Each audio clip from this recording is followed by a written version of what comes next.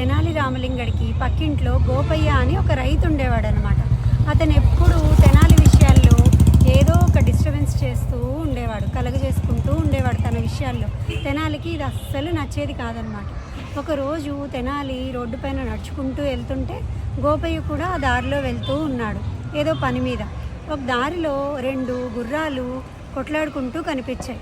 మధ్యలో ఒక గాడిద అడ్డొచ్చి వాటి రెండిటి మధ్యలో ఏదో కలగజేసుకుంటూ ఉంది. ఈ విషయాన్ని తెనాలి చూస్తూ ఉన్నాడు. పక్కన గోపయ్య వచ్చి, ఏంటి గుర్రాలు కొట్లాడుకుంటుంటే నువ్వు చూస్తూ కూర్చున్నావా అని అడిగాడు. దానికి తెనాలి, లేదు నేను ఆ గుర్రాలని చూడట్లేదు, మధ్యలో ఇంటర్ఫియర్ అవుతుంది, అనవసరంగా మధ్యలో వస్తుంది కదా గాడిద, దాన్ని చూస్తున్నాను.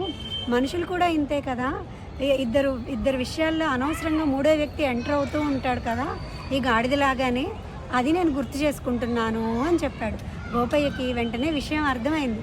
ఇంకొకసారి ఇలాంటి పని చేయకూడదు అని అప్పటి నుంచి ఆ పని చేయడం మానేశాడు.